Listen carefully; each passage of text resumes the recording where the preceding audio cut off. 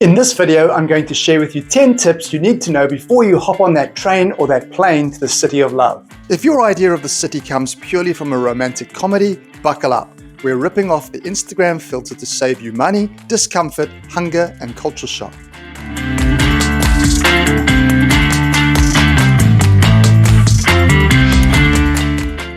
I'm going to walk you through how to save money, how to avoid the mistakes we made, and how to stay safe in the city. Tip number 1, let's start with the visuals. You've heard the rumors, they're all true.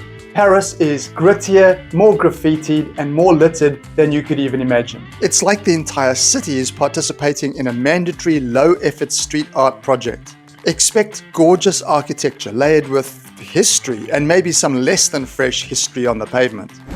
Gosh, look at that film.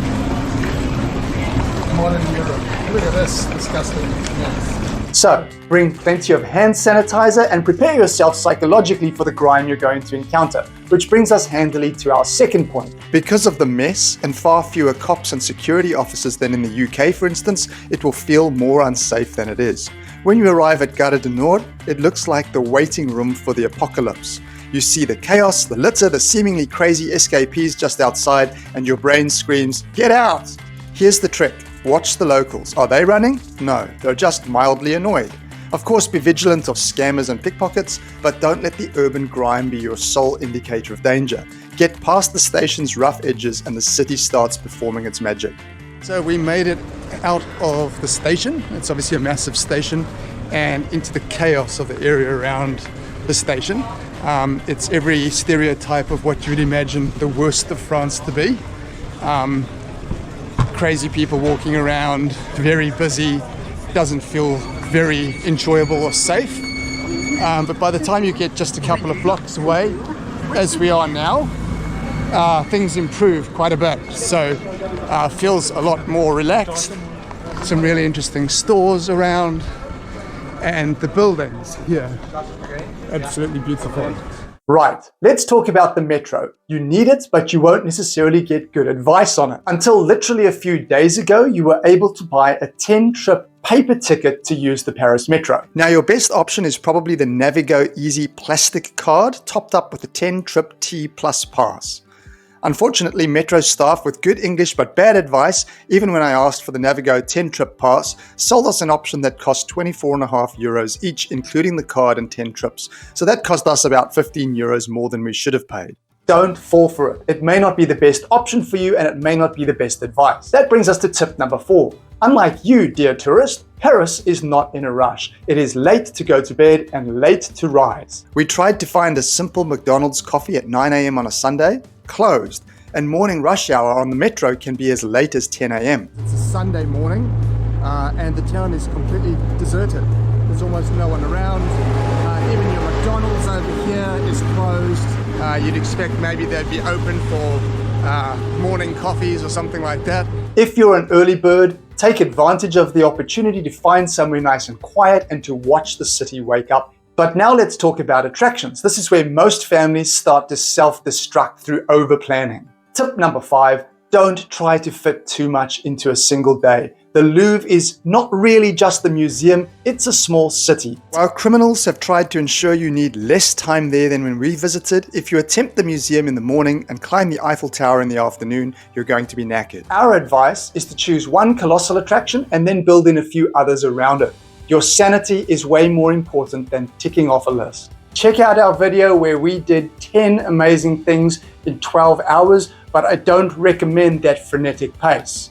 Now, tip number 6 is that the most underrated attraction in all of Paris is probably one you can do for free, and that is to simply look up and around you. The beauty isn't just in the monuments, it's in the ironwork, the sculpted balconies, and the fact that a seemingly random apartment building is older than your entire country. So we're now just wandering the streets of Paris. Have a look at the beauty of the buildings you see everywhere you look. So beautiful buildings as well. Have a look over here.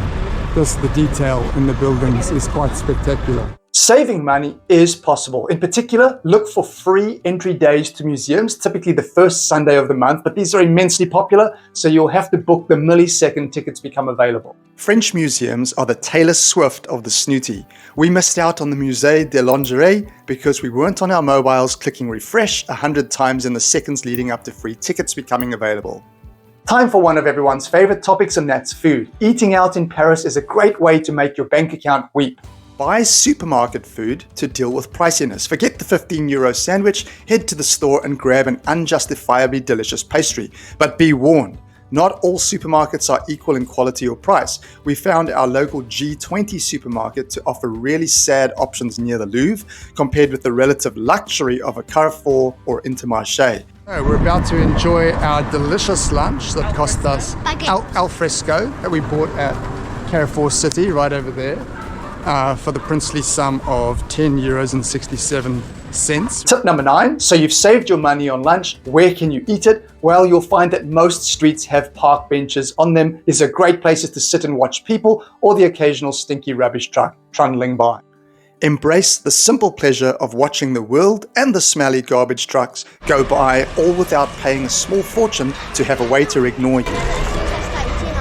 So now we're doing another very classy sit down on a public bench just here on the side of the street, and we're going to enjoy our food. Right, like lots of cities don't have benches for you to just sit on. You can walk a long time in London to find a bench. That's right, it's clearly designed so that you can sit down, which is lovely. Moving on to number 10. If you like good coffee, you're probably going to need an intervention before you even get to Paris. We were shocked to find that it was almost impossible to find a good cup of coffee there, and when you do get coffee, it's going to come in a cheap paper cup that looks like it's been bought from a dollar store.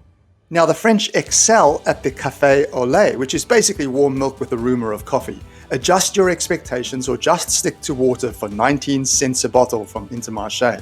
And we just paid 19 cents for a 1.5 litre bottle here. I don't even know how they produce the plastic cheaply enough to do that. But anyway, cheap water.